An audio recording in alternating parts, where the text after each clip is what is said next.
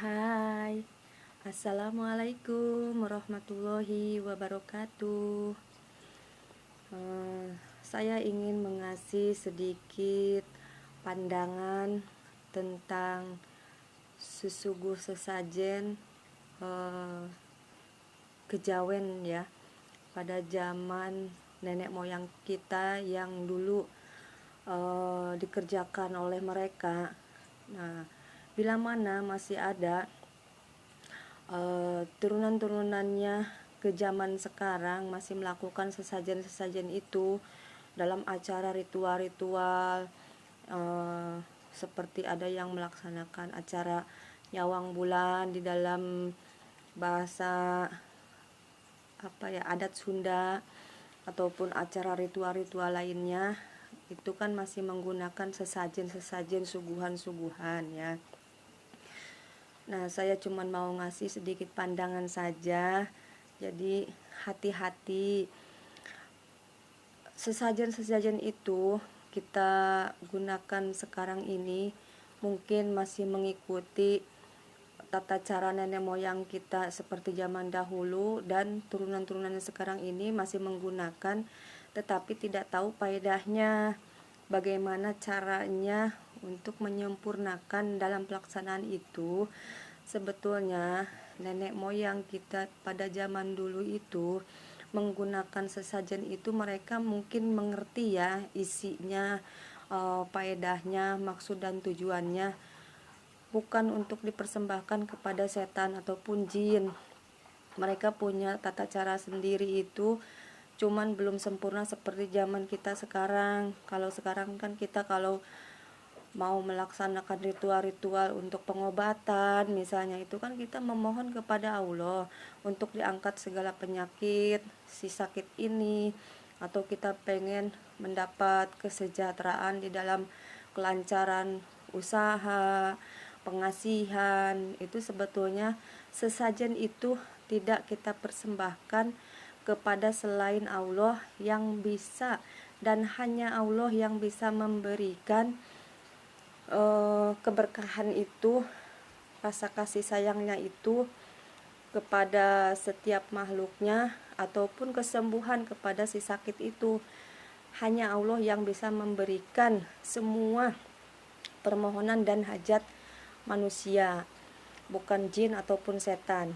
Dan dalam acara ritual sesuguh sesajen itu, sebetulnya nenek moyang kita itu menyembahkan itu bukan untuk selain Allah, itu cuman simbol penyempurnaan kalimat-kalimat mereka, doa-doa mereka kepada Allah, seperti sesajen. Misal di situ kan ada susu putih ya.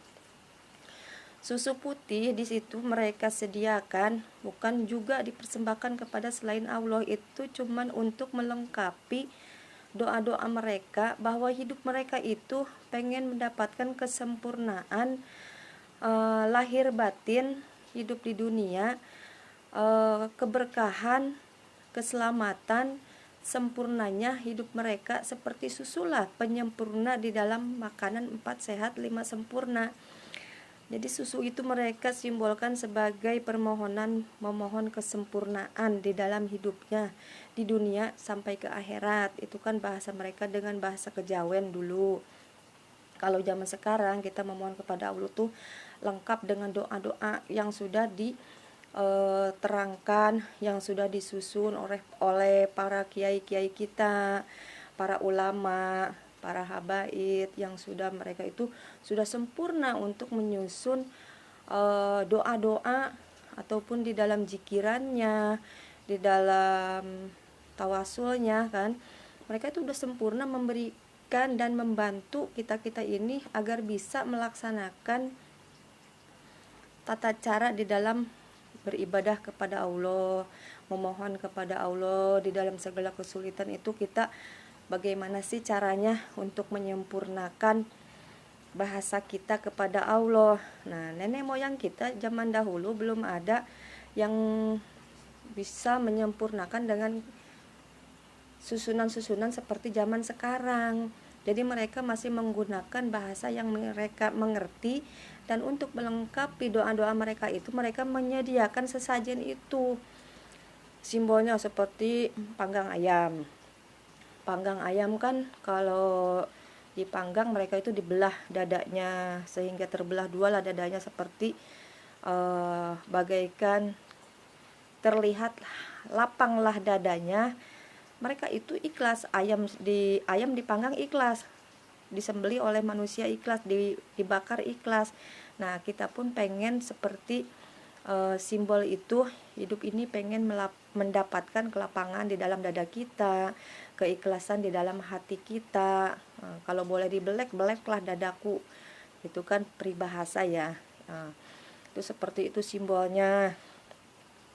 Terus ada lagi seperti buah-buahan kan, buah-buahan kan yang disuguh-suguhkan itu kan buah-buahan yang manis-manis. Nah, rujak-rujakan. Nah, rujakan itu, nah itu simbol juga kita kalau hidup di dunia sedang mengalami hidup yang manis, artinya mendapat kebahagiaan. Nah, kita harus bisa berbagi dengan orang lain, dengan orang yang tidak mampu. Kalau kita lagi hidup manis itu kan artinya mendapat kebahagiaan atau mendapatkan rezeki yang lebih. Kita bagikan tuh, kita amalkan, jangan dimakan semua. Nah, itu kan seperti buah-buahan, rujak-rujakan. Kan itu untuk dimakan juga sebenarnya. Kita bagikan lagi, itu simbol juga. Terus ada roti tawar. Nah, roti tawar itu simbol kita itu hidup jangan pelit, jangan takut tidak cukup ketika kita mendapatkan rezeki dari Gusti Allah. Kita pengen menjadi orang itu ada tawar-tawarnya sama tetangga. Kalau tetangga nggak punya ini, kita punya, kita tawarin. Misalnya ada orang butuh ini, kita punya, dia nggak punya, kita tawarin. Itu simbol juga seperti roti tawar. Kita itu pengen hidup sempurna seperti itu. Sesajen-sesajen itu mereka sajikan, maksudnya tujuannya ingin menyempurnakan hidup mereka. Pengen dibantu kepada Gusti Allah agar hati mereka itu dibimbing sama Gusti Allah, mendapat keberkahan seperti sesajen itu, agar juga bisa berbagi dengan orang lain. Jadi hati-hati yang masih menggunakan ritual-ritual seperti itu, yang pandai-pandailah memakai logika dan akal sehat ketika menggunakan itu. Jangan sampai ada terbesit di hati ataupun dalam perkataan kita sampaikan ini semua disajikan untuk siapa. Misalnya di lokasi itu ada tempat angkor supaya tidak jahat kepada manusia-manusia, maka disuguhlah ini. Bukan. Justru kalau yang seperti itu, makhluk-makhluk yang jahat misalnya, itu mereka jahat pun karena siapa? Bisa jadi karena mereka diganggu juga oleh manusia, akhirnya mereka jahat kepada manusia. Coba kalau kita tidak mengganggu bangsa-bangsa goib seperti itu, kan dianggapnya kan bangsa goib ya. Ada di tempat itu angker, akhirnya katanya suka masuklah ke mengganggu manusia. Sebetulnya tergantung manusianya itu sendiri. Kita ini selalu usil enggak sama tempat-tempat angker seperti itu, kita ganggu enggak tempatnya. Nah, sebetulnya manusia dan setan ataupun jin itu tergantung manusianya juga. Kalau kita tidak mengganggu mereka dan kita juga selalu terisi hati kita dengan kalimat-kalimat Allah, tidak mungkin setan ataupun jin mengganggu manusia. Nah, setan ataupun jin